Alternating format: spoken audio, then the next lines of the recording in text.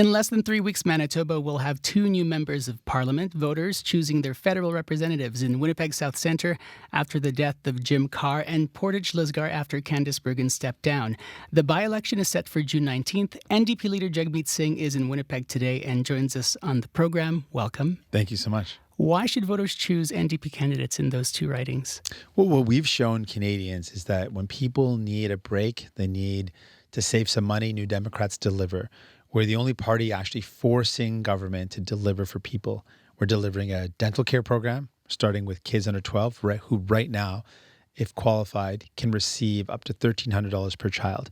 On top of that, by the end of this year, all seniors, people living with disabilities, and children 18 and under will be able to go to the dentist or the hygienist and have their dental care needs met for free with the National Dental Care Program delivered by New Democrats. These are real concrete steps that save people money, help them with their dental health, the New Democrats deliver. It's the biggest expansion of our healthcare since we brought it in, and we're making that happen for millions of people. So concretely, we make people's lives better. We fight and we deliver. The other parties like to make noise on the corners or don't want to do anything. We're forcing government to deliver for Canadians. What are you hearing from Manitobans about the state of healthcare here? People are really worried about it. With a Conservative government that's been cutting away at healthcare, whether it's hospitals and the lack of beds and lack of staffing, or even things like paramedic services, people are really worried about the state of healthcare in Manitoba. And that's why we need someone who's going to be a champion for public healthcare, universal healthcare. The Manitoba NDP is fighting hard to defend our healthcare system. We need a federal champion as well. And we've shown again and again, the only party really committed to universal healthcare where you don't have to pay out of pocket, where everyone gets the best quality care possible. That's a New Democrat at the federal level. The federal government just gave the provinces a boost in their healthcare dollars, but made the money largely no strings attached. And shortly after the money was announced, Manitoba sent out rebate checks. How would an NDP government, do you think, change the way provinces spend federal health dollars? Well, we would make sure there are strings attached. We need to make sure that investments in healthcare go to healthcare. They don't go to cutting taxes for billionaires or giving money to Galen Weston or giving money to other highly profitable billion-dollar corporations. We want to see healthcare money go to healthcare. Go to making sure people can see a doctor, go to make sure people have enough nurses when they go in and visit the emergency room, and that they don't have to wait for hours and hours before they get care.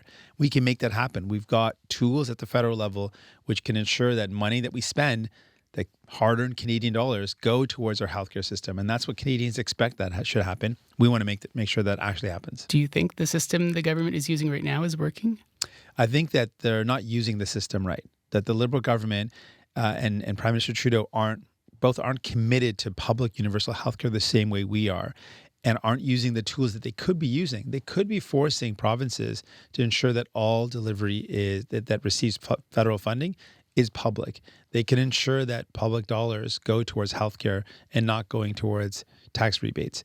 We want to make sure that our healthcare system is strong, that people can actually go to a doctor, go to an emergency room, make sure they get the care if God forbid they have to go to cancer treatment.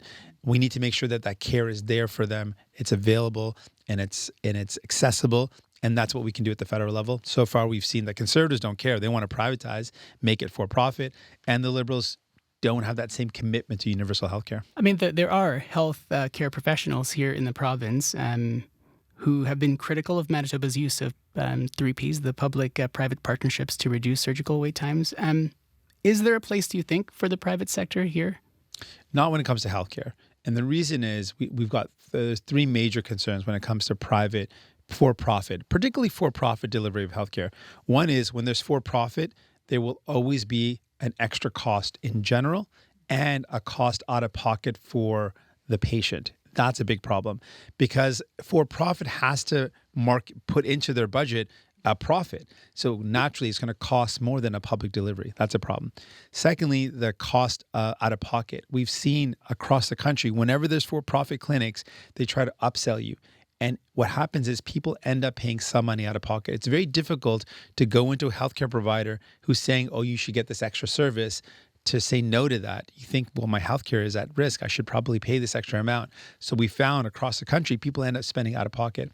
And then the final piece is when we've got private for-profit care in a healthcare system, we see lower outcomes because to make that profit, these companies cut corners. And we saw that in long-term care homes.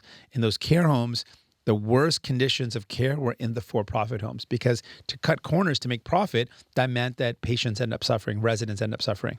You're here to talk about affordability as well. What are you hearing from Manitobans? This is a thing that was not really on people's minds when we talk about the cost of rent or the cost of a home in the prairies. It was more so something that was considered a big city problem of Toronto, Vancouver. And now it's really become a concern across the country. Wherever I go, people are saying it's getting hard to find places that I can afford to rent. I can't really imagine buying my first home. And that was never a concern. But we've seen over the past 10 years of Mr. Trudeau being the prime minister, things have gotten a lot worse. And really the problem is the housing market itself is set up to make rich people richer, but not really well designed for everyday families to be able to find a home. That's a problem. So do you think the Liberals understand the day-to-day lives of people? Well, this is a thing that we've made the case that if you look at Prime Minister Trudeau, he does not understand the struggles of everyday Canadians, and he shows that in his actions. The fact that he's not taking the concerns of our public healthcare system personally or really trying to fix the problems. The fact that he doesn't really show an urgency towards making sure we've got homes that are affordable, that people can afford rent. It shows someone who's never really had to struggle with those concerns. I remember when we had to go through those concerns, when my parents, we lost our home because of my dad has had an addiction that meant he couldn't work, and we were no longer able to find a place to live. We had to ask our relatives for a place to live for a bit. I remember those difficult times when my kid brother came to live with me while I was in university, and I had to work to provide for him and for myself, and how hard it was to do that on a minimum wage job. I remember those struggles, and it drives me in the work I do to make sure that no one has to work multiple jobs to earn a living, that everyone can find a home that's in their budget. These are things that drive me as the leader of the New Democratic Party federally. It's what drives New Democrats. We understand the struggles of real people and are fighting to make sure that those struggles are reduced and we make people have better lives. We've seen checks go out to Canadians. What would the NDP like to see when it comes to that? Well, right now, nearly 10, 11 million Canadians received a doubling of the GST. That was because of us. New Democrats fought and forced this government to do that in the last year's budget, and then again forced the government to do that again this time around. If you look at every measure that has come out to help people, give them a break, help them save money, the party that has forced all these things to happen, the concrete things that have put money back in people's pockets, has been New Democrats, whether it's dental care, whether it's a GST rebate. We've done that, and we're proud of that. We know there's a lot more to do, but we see the other Conservative and Bloc, they are in opposition. They have more seats than us, but they're not really delivering concrete wins to make people's lives better. We are, because we believe that's the point of Parliament. It should work for people. Let's talk about David Johnston. Sure. Something that your party has been calling for in terms of an inquiry into the investigation into foreign interference. You have said you will not force an election until confidence is restored in our electoral system. What do you think needs to happen to regain that confidence? I think there are a couple of steps need to be taken. First, we need to get a sense of how widespread that interference is. I think most Canadians don't really know how far it is. We know of allegations of interference in nomination meetings for candidates, but we don't know how much further it is. We also know about MPs that have been targeted. Mr. Chong in the Conservatives, Ms. Kwan from the New Democratic Party, my colleague, has been targeted by the government, by the Chinese government. So we know some of those things, but we don't know how widespread it is. And then the second piece is what steps are being taken to reinforce or to strengthen our democracy. Those are important steps. So until we take those steps, if people are really, truly worried about election interference or electoral interference, then calling an election doesn't seem like a logical step. If you're really, truly worried about interference, you would think we should fix the interference problems, or at least take some steps, or at least understand how wide the scope is before we go to that point. So why wouldn't calling out the government in terms of your support with the Liberals, why is that not logical then?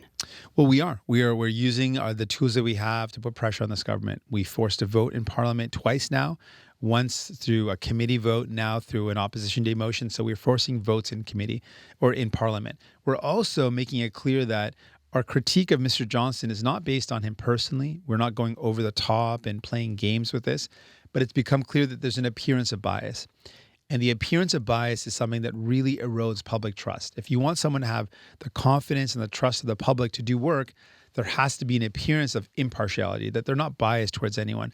Now that the appearance of bias has become so clear, and I named two concrete examples. One, the chief lawyer that worked with Mr. Johnson was someone who's been a longtime donor to the Liberal Party and donated to the Liberal Party in every election since the early 2000s.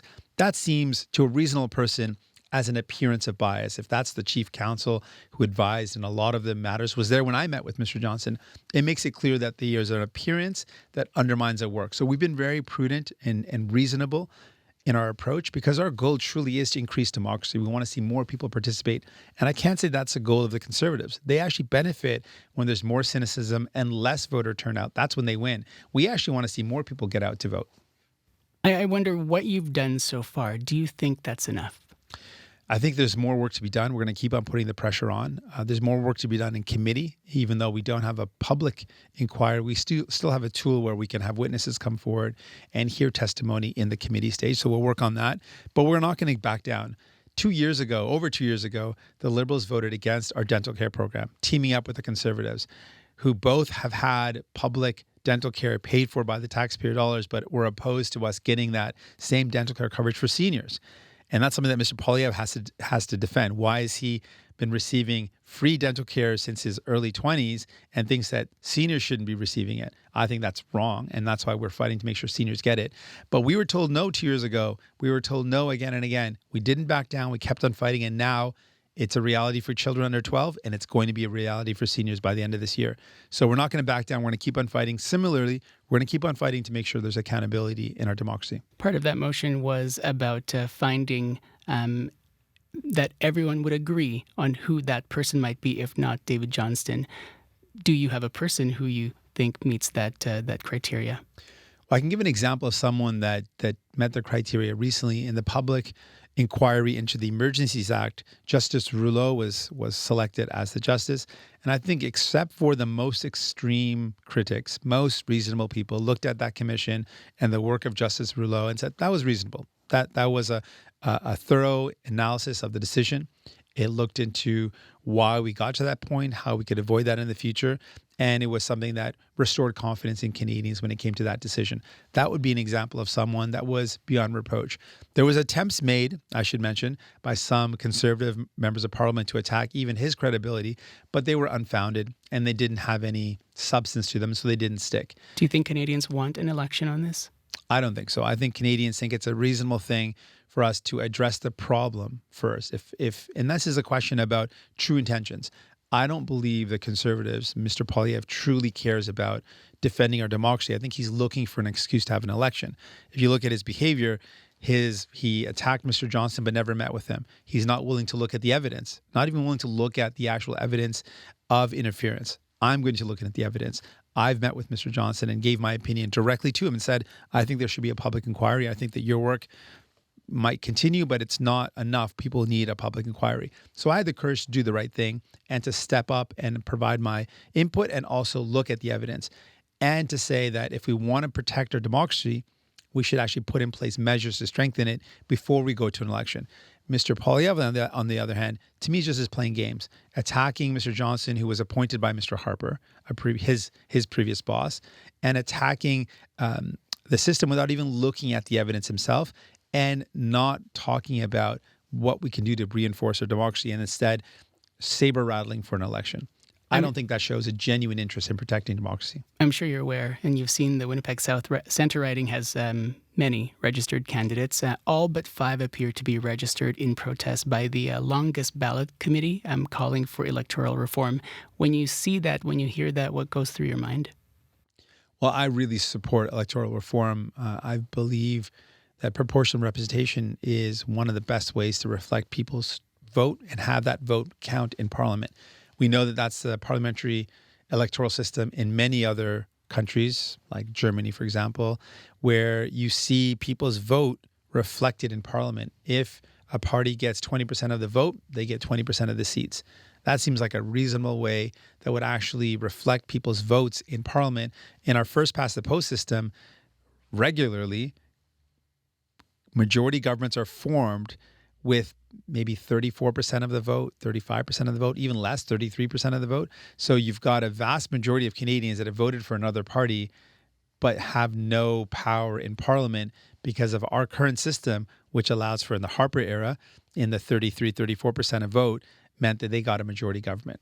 I think that's wrong. I think that's unfair. I think that's undemocratic. I know you have to go. I wonder, when the results of these by-elections are over, what will you be looking for? Well, we're going to continue to fight for Canadians to know that we've got their back and that we're fighting to deliver for them. By-elections can sometimes go in all sorts of different ways and not the same as a general election. So we hope to continue to make the case to Canadians, to people here in Winnipeg and to the province of Manitoba, that if you look at what New Democrats are doing, we're the ones delivering for you, helping to make life better, giving you a break, saving you money, and improving our healthcare system. That's what you can expect from New Democrats. Fighters in your corner to make Parliament deliver for you and your families. Maraming salamat and take good care. Walang anuman. Thank you so much. Thank you for watching the CBC Manitoba YouTube channel. Don't forget to like and subscribe. For the latest breaking news and top stories, download the CBC News app.